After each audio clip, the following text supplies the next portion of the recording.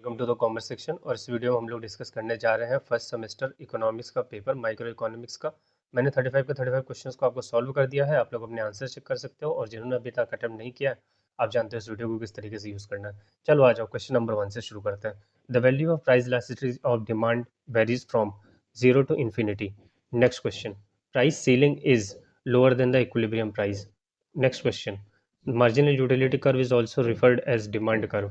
Question number next question करते हैं। The law of diminishing marginal utility states that consumer consumes more at a given time, marginal utility tend to diminish more and diminish.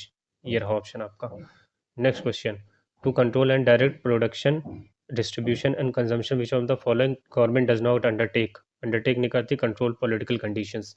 Next question, with the limited income, consumer selects a bundle of goods and services which give him maximum possible satisfaction. We say the consumer is in equilibrium. Next question. Now the law of diminishing marginal utility does not apply to money पे भी apply नहीं होता, hobbies पे भी नहीं apply होता, both 2 and 3. Next question. Household demand is not affected by price of inputs. Next question. Match the following. Question number 13. इसका answer हो जाएगा, क्वेश्चन नंबर 9 है बेसिकली, ये अरेंजमेंट में क्वेश्चन नंबर 13 है। इसका आंसर हो जाएगा ये वाला, थर्ड वाला, 1 का सी, 2 का ए, थर्ड का डी एंड फोर्थ का बी। आ जाइए आगे बढ़ते हैं हम लोग। For a commodity delta P by P is equal to -0.2, elasticity of demand -0.3, change in quantity will be. अगर आप फॉर्मूला लगा के सॉल्व करोगे इसका आंसर 6% आएगा। Next, a downward sloping PPC concave to the origin is due to increasing in opportunity cost। कहा गया, ये रहा। Next, value of elasticity at any point on a straight line curve is given by lower segment of the demand curve divided by upper segment of demand curve। ये वाला option सही है आपका।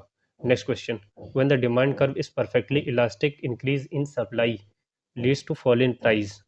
next question, the assumption of law of diminishing marginal utility is that utility of money remains constant. ये ठीक है। Each commodity independent commodity ठीक है। ये वाला भी, all of the above answer. Next question पे आ जाते हैं हम लोग। Following two statement regarding elasticity, इसका आपका आंसर हो जाएगा, बोथ आर ट्रू हो जाएगा इसका आंसर। मैंने इसको ऑलरेडी सॉल्व कर लिया था, तो बोथ आर ट्रू पे आप टिक करोगे तो आपका आंसर सही हो जाएगा। नेक्स्ट क्वेश्चन पे आ जाते हैं। अ perfectly elastic demand curve has the following shape, horizontal shape होता है इसका परफेक्टली। चलिए आ जाइए। Next question, which one of the following goods does not violet the law of demand, normal goods. बाकी ये 3 एक्सेप्शंस होते हैं अगर आपको याद हो तो। Next question, the slope of PPC downward sloping, तो ये हो जाएगा आपका स्ट्रेट। चलिए आ जाइए, अगला क्वेश्चन करते हैं। Marginal utility curve generally has a negative slope. Question number 20, which one of the following best example of paradox of value, diamond water paradox. Question number 21, according to the law of demand, price of a commodity and quantity have inverse relationship।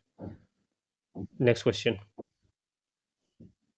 ये हो जाएगा आपका, ये मैंने already solve कर लिया था तो मैं आप लोगों को आंसर बता देता हूँ। इसका ए का 2 है, बी का 1 है, सी का 3 है। ये थर्ड वाला पॉइंट अगर आप टिक करोगे तो मेरे हिसाब से ऑप्शन आपका सही होना चाहिए। आ जाइए आगे बढ़ते हैं। The direct relationship between price of a commodity and it's quantity supplied is called law of supply. Next question, ये वाला भी मैंने सॉल्व कर दिया, तो मैं आपको डायरेक्ट क्वेश्चन आप देख लेना, मैं आंसर आपको डायरेक्ट बता दे रहा हूँ। 1 का सी, 2 का ए एंड 3 का बी। ये थर्ड वाला पॉइंट अगर आप करोगे तो ये आपका सही होना चाहिए। आ जाओ, ये वाला क्वेश्चन भी मैंने सॉल्व कर दिया है, मैं आपको ऑप्शन डायरेक्टली बता दे रहा हूँ। तो स्टेटमेंट 1 जो है इनकरेक्ट है और स्टेटमेंट 2 है जो वो करेक्ट है। Statement 1 is incorrect, statement 2 is correct, so second वाला। चलिए आगे बढ़ते हैं। The theory of consumer demand explains the economic principle lying allocation and various goods. It maximizes his total satisfaction. इसका satisfaction. Next question.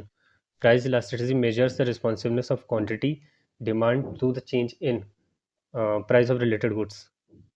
ये तो formula है। चलो आगे आ जाते हैं। The price of commodity is determined by demand and supply. Price demand और supply से तो डिटरमिन होती है। The question of choice arises due to scarcity of resources. Next question, the law of diminishing marginal utility leads to a downward sloping demand curve. इस type का curve बनता है इसका। मतलब ये दो दो लाइन नहीं होती है, बेसिकली यही एक ही लाइन होती है, demand. Supply of goods is affected by, price से भी होता है, टेक्नोलॉजी से भी होता है, अदर गुड्स से भी होता है। All of the above answer आपका सही है इसका।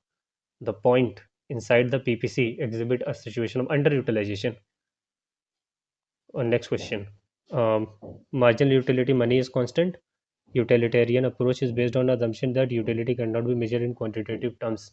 ये क्वेश्चन आपका हो जाएगा, स्टेटमेंट वन आपका ट्रू है और स्टेटमेंट टू जो है वो फॉल्स है। Statement one is correct and statement two is incorrect. ये वाला पॉइंट आपका सही है। आ जाइए नेक्स्ट क्वेश्चन। डिमांड एक्सपेंस और contract due to change in the price of the commodity, change in price of related, change in price same commodity, change in price of same commodity, the upward, the demand curve of giffen goods, giffen goods का upward होता है, ये exception होते हैं। चलिए ये question, ये वाला पेपर भी हमारा पूरी तरह से सॉल्व हो गया। आप लोग अपने आंसर्स मैच कर सकते हो, और जिनको कोई भी पेपर सॉल्व करवाना है, मैं डिस्क्रिप्शन बॉक्स में एक ईमेल आईडी ड्रॉप कर दूंगा। आप लोग उसको उस ईमेल आईडी पे अपने पेपर्स भेज देना, कोशिश करेंगे हम लोग सॉल्व करने की। हालांकि आज मैं कोशिश करूंगा कि 3 वीडियोस लेके आ पाऊँ आपके सोल्यूशंस की। बाकी कोशिश करते हैं, देखते हैं कितना हम लोग सॉल्व कर पाते हैं। Do subscribe to the commerce section guys. Thank you so much and I will see you in my next video. Thank you.